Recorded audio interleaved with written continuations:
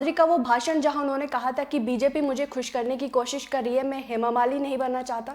तो आज हम उसी सीट को लेकर बात करेंगे जिस सीट में ड्रीम गर्ल यानी हेमा मालिनी के नाम से पहचान मिली। यानी बसंती ने यहां लगातार 2 बार कमल खिलाया। जी हाँ, हम बात कर रहे हैं मथुरा लोकसभा सीट की। मथुरा लोकसभा सीट पर पहले चुनाव से ही राजनीतिक रण होता रहा है। पहले और दूसरे लोकसभा चुनाव में यहां से निर्दलीय प्रत्याशी ने जीत हासिल की थी, लेकिन उसके बाद 1962 से लेकर 1977 तक लगातार 3 बार कांग्रेस पार्टी ने यहां जीत दर्ज की और 1977 में चली सत्ता विरोधी लहर में कांग्रेस को यहां से हार का सामना करना पड़ा और भारतीय लोकदल ने जीत हासिल की। तो वही अगर हम बात करें 1980 में यहां जनता दल ने चुनाव जीता और लेकिन 1984 में कांग्रेस ने एक बार फिर से यहां जोरदार जीत हासिल।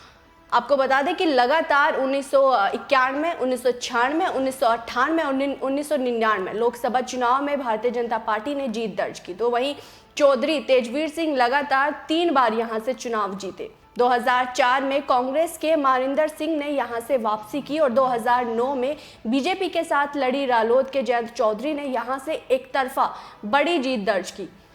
2014 में चली मोदी लहर में अभिनेत्री हेमा मालिनी ने 50% से अधिक वोट पाकर यहां जीत दर्ज की। तो वहीं 2019 में भी एक बार फिर यहां से आरएलडी के नरेंद्र सिंह को हेमा मालिनी ने हराया था। अगर हम मथुरा के जातीय समीकरण की बात करें तो पश्चिम उत्तर प्रदेश की सीट पर जाट और मुस्लिम वोटर्स का वर्चस्व रहा। यहाँ 2014 में भी जाट और मुस्लिम वोटर्स के अलग होने का नुकसान ही शायद रालोद को भुगतना पड़ा था। जाटों ने एक तरफा बीजेपी के हक में वोट किया था। 2014 के अगर आंकड़ों की बात करें तो मथुरा लोकसभा सीट पर कुल 17 लाख मतदाता है। इसमें 9.3 लाख पुरुष और 7 से अधिक महिला वोटर्स है। मथुरा लोकसभा में कुल 5 लोकसभाई सीटें आती है, जिनमें छाता, मांड, गोवर्धन, मथुरा और बलदेव की विधानसभा सीट शामिल है। 2017 के विधानसभा चुनाव में यहां मांड सीट पर बहुजन समाजवादी पार्टी को जीत मिली थी, जबकि बाकी सभी सीटों पर भारतीय जनता पार्टी को जीत मिली थी।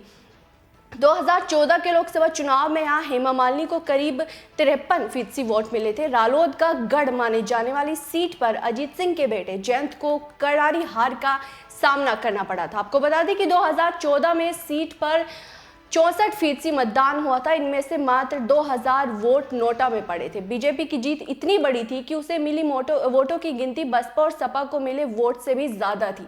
हेमा मालिनी ने 2014 में पहली बार लोकसभा चुनाव जीता था।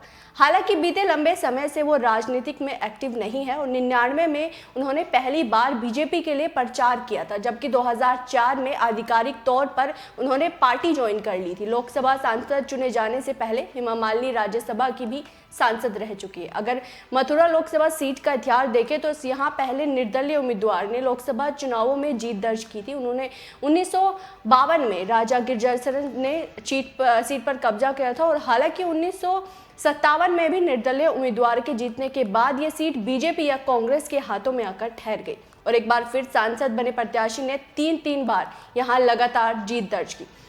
सिर्फ एक बार 2009 में सीट पर आरएलडी के जयंत चौधरी ने जीत हासिल की थी। 2014 में